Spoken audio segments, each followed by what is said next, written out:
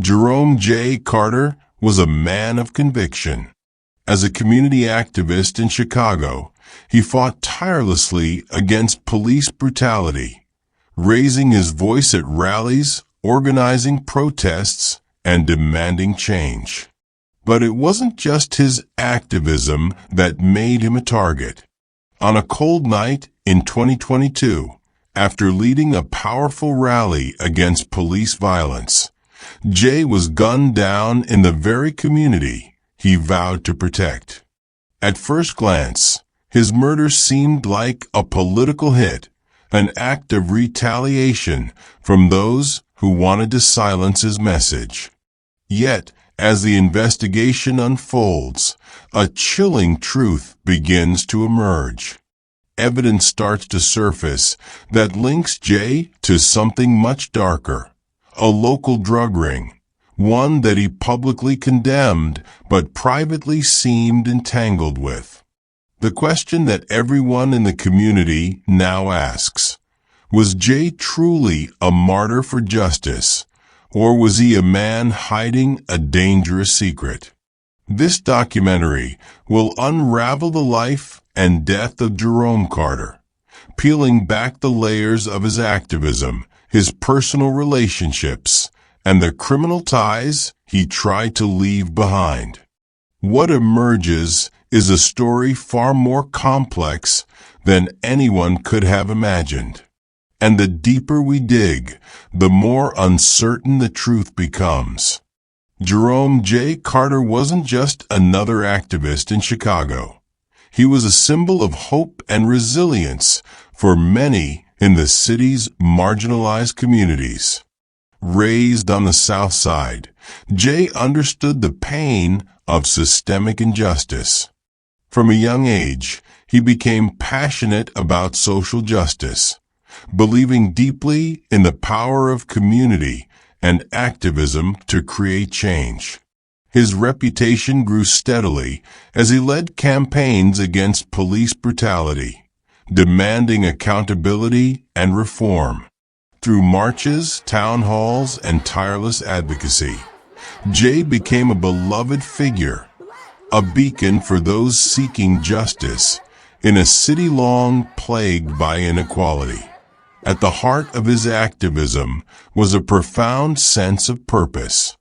Jay believed in lifting up his community, in making sure the voices of the oppressed were heard, and in holding power to account. His personal life mirrored his public persona, a devoted husband and father. He often spoke of his love for his family and his commitment to a better future.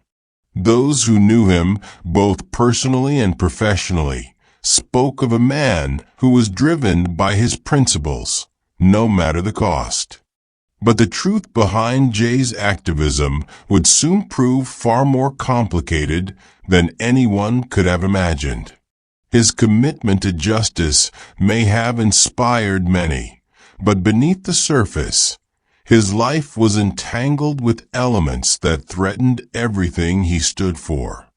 In this documentary, we will uncover the layers of his life, exploring the man behind the mission, his relationships, his struggle, and the truths that few ever saw coming. Before we dive deeper into Jay's story, be sure to subscribe to Beyond the Evidence, where we uncover the hidden truths behind the most gripping and complex true crime cases. Through exclusive insights and in-depth investigations, we provide the clarity that you won't find anywhere else. Jerome J. Carter's relationships were as complicated as the man himself. To the public, he was a courageous leader, a tireless activist fighting for justice. But to those closest to him, Jay was a multifaceted individual, torn between his ideals and the realities of his environment. His wife, Monica, had been by his side through thick and thin, from their early days together to the pinnacle of his activism. She admired his passion for justice, and the way he believed in making the world a better place. Yet, as their marriage progressed, cracks began to form in the image of the man she once thought she knew. Monica had always supported Jay's work, standing by him at rallies and community events, but her trust in him began to waver. She could sense a distance between them in the months leading up to his death, a tension that she couldn't quite place. Jay had always been a man of the people, but recently he seemed increasingly withdrawn, consumed by something he refused to talk about. His late nights and unexplained absences raised suspicions that he was hiding something, but Monica chose not to confront him, trusting that whatever it was for the greater good. She was proud of the work he was doing, even if it meant some sacrifices in their personal lives. But when Jay was gunned down in front of his supporters, it wasn't just his activism that came under scrutiny. The investigation into his murder would reveal a side of Jay that Monica could never have imagined. As authorities delved deeper into Jay's connections, they discovered his involvement with a local drug ring, an affiliation that directly contradicted his public stance against crime. The revelation hit Monica like a punch to the gut. She was forced to confront a painful truth. The man she had married, the man she had supported, may not have been the hero she thought him to be. Friends and allies of Jay's were also caught off guard by the emerging details of his life. Those who had worked alongside him in the fight for justice began to question their own roles in his narrative. Had they unknowingly aided a man who was playing both sides of the coin? Some expressed feelings of betrayal, while others chose to remember Jay for the good he had done, refusing to let the darkness overshadow the positive impact he had on their lives. Yet, for all the support and admiration Jay had garnered over the years, it became clear that his relationships were riddled with complexity, and many were now grappling with the reality of his actions in a way that left them torn between loyalty and disillusionment. In the aftermath of his death, Monica was left to reconcile her grief with the shocking truths about her husband's double life. The woman who once stood proudly beside him at rallies now found herself questioning everything she had believed about their life together. Was Jay a martyr for justice, or had he been secretly living a life of crime? Monica's internal battle became emblematic of the larger struggle within the community. Jay's death not only shattered her world, but also left a scar on those who had revered him, forcing everyone to confront uncomfortable truths about the complexities of identity, loyalty, and activism. The murder of Jerome J. Carter sent shockwaves through Chicago's South Side. He had just led a powerful rally against police brutality, a march that had drawn hundreds of supporters and highlighted the deep-rooted tensions between the community and law enforcement.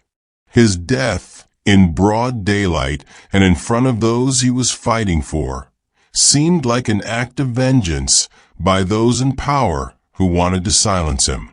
The initial assumption was simple. Jay had become a martyr, his murder a political assassination designed to quell his activism. However, as investigators sifted through evidence, they started to notice inconsistencies that couldn't be ignored.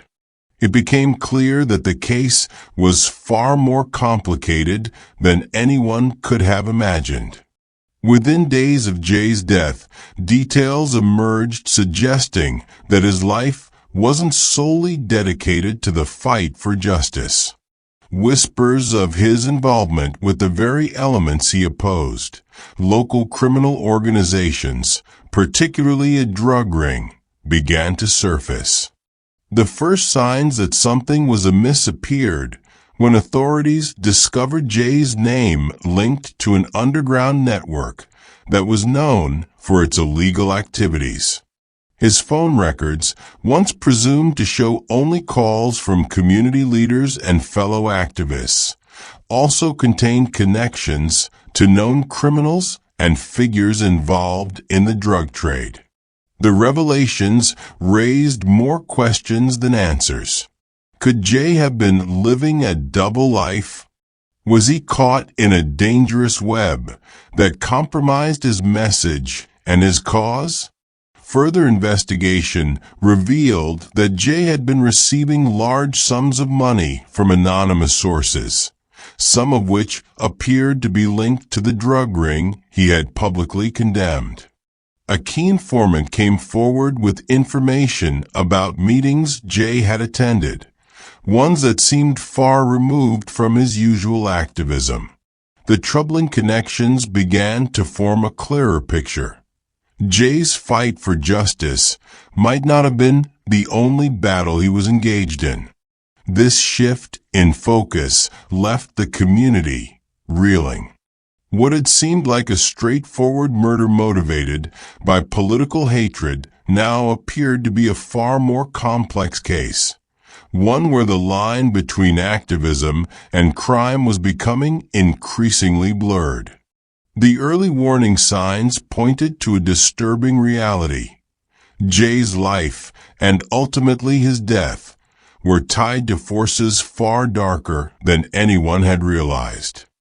As the investigation into Jerome J. Carter's death progressed, the evidence against him grew stronger and more troubling. What had initially appeared to be a politically motivated murder was rapidly morphing into a tale of deception, betrayal, and a hidden life that no one, least of all his closest allies, had anticipated. Jay's connection to the local drug ring, one that he had publicly denounced for years, was no longer a whisper among the community. It was an undeniable truth. Authorities discovered that Jay had been involved in activities far removed from his public persona as an activist. It wasn't just that his name had appeared in the phone records of known criminals. Jay had been seen in private meetings with key members of the drug trade. These weren't random encounters, but planned, covert gatherings where Jay seemed to hold a significant role in the operations of the organization. Investigators learned that Jay had been acting as an intermediary of sorts, navigating the delicate balance between his public life and the underground world of crime. This revelation sent shockwaves through the community. Jay had long been an outspoken critic of corruption, both within the police force and the local government. He had earned the trust of the people, rallied crowds, and led protests, all while preaching about justice, equality, and an end to the systemic violence affecting his community. Yet behind closed doors, he had been secretly maneuvering within the very system he claimed to despise. The discovery that Jay had been involved in the drug trade was not only a betrayal of the community's trust, but also a painful contradiction of his life's work. As investigators pieced together the timeline of Jay's interactions with the drug ring, a clearer picture began to form. Jay had been recruited by the organization several years before his death, lured in by promises of financial gain and power. The same system that had failed his community had, in many ways, ensnared him. Over time, Jay became entangled in the drug trade, and the lines between his activism and criminal activities blurred beyond recognition. Some believed that his motives were still rooted in a desire to protect his community, using his position within the drug ring to try and steer it away from violence. Others, however, saw a man who had become too deep in the criminal world to separate himself from its grip. Documents found in Jay's personal belongings revealed his deepening involvement. There were files detailing money transfers and logistical plans for the drug ring's operations, some of which were linked to the very rallies he had led in public. In one of the most damning pieces of evidence, a set of photographs showed Jay meeting with notorious drug lords in the backrooms of local businesses, the same businesses he had once publicly condemned for contributing to the cycle of poverty and violence in the neighborhood. The revelation that Jay had been secretly working with criminal enterprises shattered the image of the man that so many had looked up to. His wife, Monica, was devastated. She had known her husband as a man of principle, a leader committed to justice and reform. The discovery that he had been involved in criminal activity left her reeling, torn between the man she had loved and the man he had become. She began to question everything: the rallies he had led, the speeches he had made, the promises he had kept. Had she been blind to the truth all along, or had Jay been living a double life, hiding his darkest secrets from the very people who trusted him the most? For those who had supported him, the news was equally difficult to process. His closest allies within the activist community, who had worked with him on countless protests, felt a deep sense of betrayal. Many struggled to reconcile the Jay they had known, the man who had fought for justice, with the man who had aligned himself with the very criminal forces he had once sought to dismantle. Some wondered if Jay had ever truly been the person they thought he was, while others believed that his activism had been a facade, a cover for his criminal dealings. The more the investigation uncovered, the more apparent it became that Jay's murder was not the result of a singular act of violence by an outside force. Instead, it was the tragic culmination of years of secret involvement in the criminal world. The closer authorities got to the truth, the clearer it became. Jay had been living a life of contradictions, his activism and criminal affiliations blending together in a way that was almost impossible to untangle. Yet, despite the overwhelming evidence against him, there remained a question that haunted investigators and community members alike. Was Jay truly a victim of his circumstances, or had he chosen this path knowingly, using his activism as a shield while secretly indulging in a life of crime? As the investigation delved deeper, the answer seemed more elusive than ever. News of Jerome J. Carter's death moved through Chicago like a shockwave. Within hours, vigils appeared on street corners, murals formed on brick walls, and timelines filled with images of raised fists and candlelight. In those first days, the narrative was clear. A respected activist had been silenced for confronting a system many believed was stacked against his community. Jay was mourned as a martyr, a man who had paid the price for speaking out. Inside his home, the atmosphere was very different. His widow, Monica, found herself at the center of a storm she had never imagined. Grief pressed in from every direction, colliding with a growing unease she could not dismiss. As condolences poured in, so did questions from detectives and reporters. Each new detail that surfaced about Jay's hidden connections cut deeper into her understanding of the man she had built a life with. She was left to navigate not only his absence, but the slow unraveling of the story she had believed about who he was. The broader community struggled with a similar dissonance. For years, Jay had stood as a symbol of resistance and hope, proof that ordinary people could challenge entrenched power. When reports of his alleged involvement with a drug ring began to circulate, reactions were immediate and divided. Some refused to accept the allegations, convinced they were part of an effort to tarnish his legacy and weaken the movement he helped build.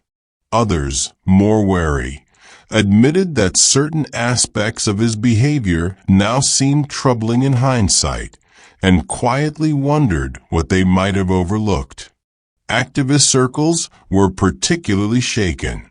Colleagues who had organized marches with Jay and trusted his strategic judgment were forced to re-examine their own assumptions. Doubts crept into spaces that had once felt unified. Questions emerged about whether warning signs had been ignored because of a desperate need for leadership, and whether the urgency of the cause had created blind spots around the personal choices of those at the forefront. Law enforcement and local officials framed the emerging evidence as proof that the situation was more complex than a simple political assassination. The suggestion that Jay had operated on both sides of the law quickly became a focal point in public debate. Some used it to justify long-standing suspicion of activists, while others saw it as a tragic indictment of a system that pushed even its most outspoken critics toward dangerous bargains. The narrative around Jay's death fractured into competing versions of who he had been and why he had died. For Monica, the emotional impact was uniquely isolating. Images of her husband as a fearless leader circulated constantly, yet the private knowledge that he might have concealed a double life weighed heavily on her. She moved through memorials and public tributes, carrying a burden few could fully grasp. Her grief was layered with confusion, anger, and a persistent need to understand when and why the man she loved had crossed from legitimate activism into criminal entanglement. As days turned into weeks, the initial shock gave way to a quieter, more unsettled tension across the community. The unanswered questions surrounding Jay's murder, who ordered it, why it happened, and how his criminal ties fit into the larger picture, refused to fade. Despite the growing stack of evidence, there was still no explanation that satisfied everyone. The city was left suspended between mourning and doubt, between admiration for the good Jay had done and unease about the secrets that had followed him to the grave. As weeks passed, the investigation into Jerome J. Carter's death moved from the public eye into a quieter, more methodical phase. Initially, the case had seemed straightforward, a prominent activist gunned down for his outspoken criticism of the police. Yet, the deeper law enforcement dug, the more the narrative began to shift. What appeared to be a politically motivated assassination now seemed to be a tangled web of criminal dealings, double crosses, and, ultimately, betrayal. The turning point came when investigators uncovered a set of surveillance photos that painted an entirely different picture of Jay's life in the months leading up to his murder. These images, taken from hidden cameras near a local warehouse, showed Jay entering and leaving a building used by the drug ring he was allegedly tied to. The photos were time-stamped and showed Jay meeting with well-known figures from the underground world. This was not just a casual meeting. Jay had been interacting with these individuals regularly, engaged in discussions that suggested far more than the occasional exchange. These meetings, investigators concluded, were part of a larger, more involved role that Jay had been playing within the operation. Alongside these images, authorities discovered financial records that revealed a troubling pattern. Large sums of money had been deposited into Jay's personal accounts, with transactions linked to known drug operations. It wasn't just a few isolated incidents. The flow of money had been consistent, and the amounts were significant. As investigators matched these deposits to Jay's known public engagements, it became clear that these funds were not tied to his activism or the legitimate causes he had supported. In fact, the money was linked directly to the drug trade, with payments funneled through seemingly innocuous business fronts that Jay had been involved with. The breakthrough came when a former associate of Jay's, someone who had once worked with him in the community, came forward with a shocking revelation. This individual, who had known Jay for years, explained how Jay had become entangled in the drug trade. According to the informant, Jay had initially agreed to cooperate with the criminals to help steer them away from violent tactics, using his influence in the community to keep things relatively calm. Over time, however, Jay's role had evolved, and he had found himself increasingly invested in the drug operation, not just as an intermediary, but as someone who was helping manage logistics, distribution, and even recruitment. The informant's account added weight to the evidence collected, suggesting that Jay had crossed a line from activist to criminal facilitator. The once heroic figure had become a key player in an underground network that threatened the very community he had sworn to protect. But the revelation that stung the most was the final piece of the puzzle.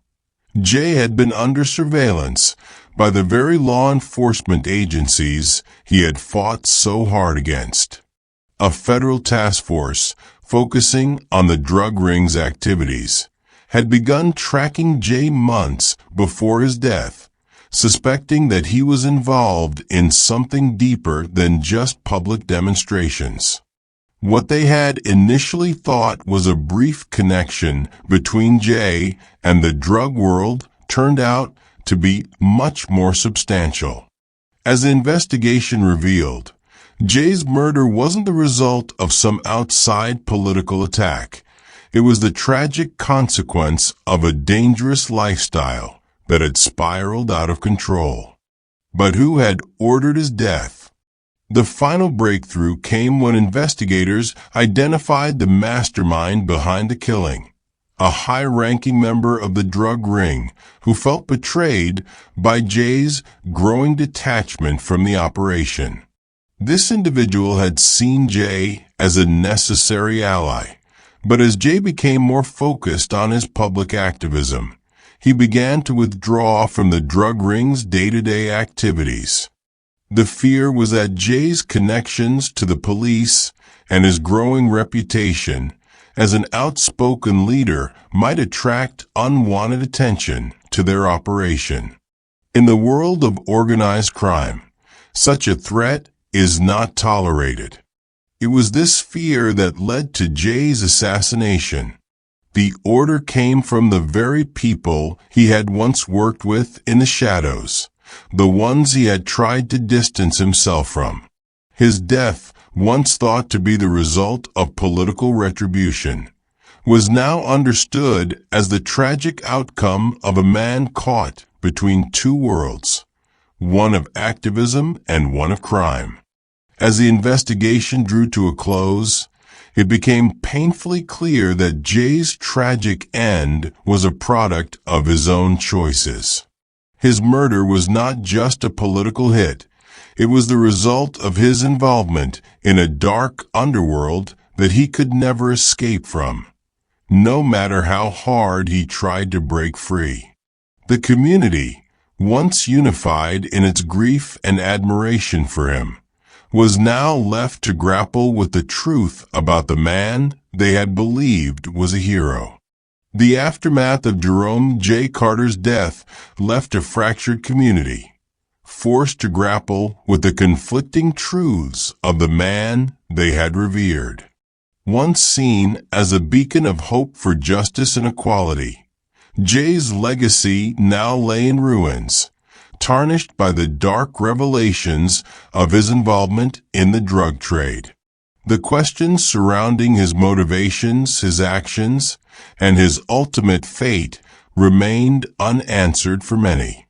The aftermath was not just about mourning the loss of a leader, but coming to terms with the painful reality that he had lived a double life, one that may have destroyed the very community he fought for. For Monica, the consequences of Jay's death were both personal and profound. She was left to pick up the pieces of a life shattered by betrayal.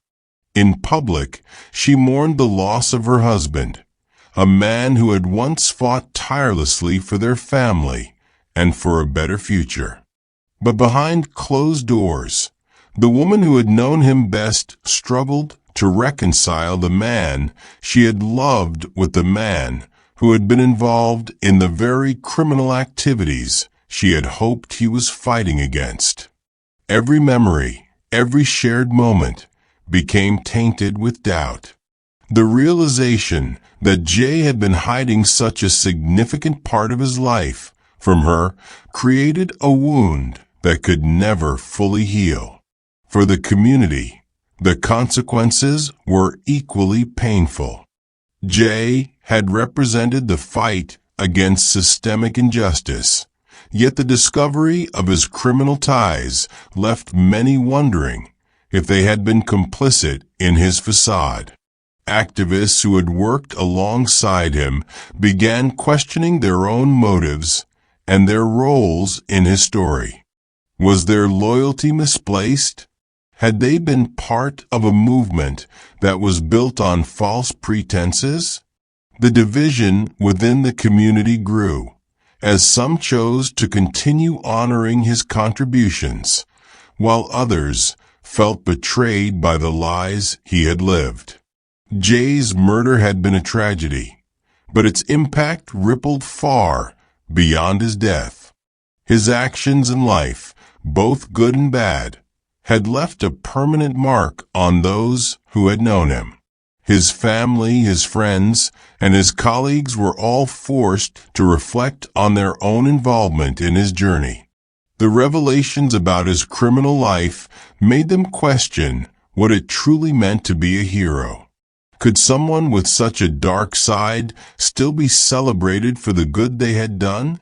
Was Jay's activism tainted by the actions he had taken behind closed doors, or could it be separated from the criminal dealings that ultimately led to his death?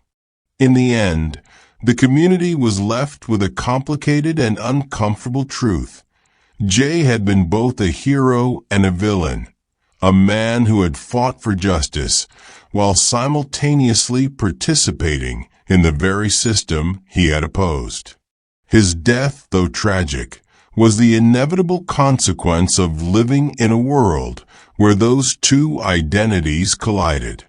As time passed, some began to accept the duality of his life, understanding that the fight for justice is never simple, and the people who lead that fight are rarely as pure as they seem. But for Monica, the pain of losing Jay was compounded by the unanswered questions that remained. Was he a man who had been destroyed by the very system he sought to change, or had he knowingly walked into the darkness for personal gain? In the silence of her grief, these questions lingered, unspoken yet ever present, as she struggled to make sense of the life she had shared with a man who had, in the end, become a symbol of both hope and betrayal.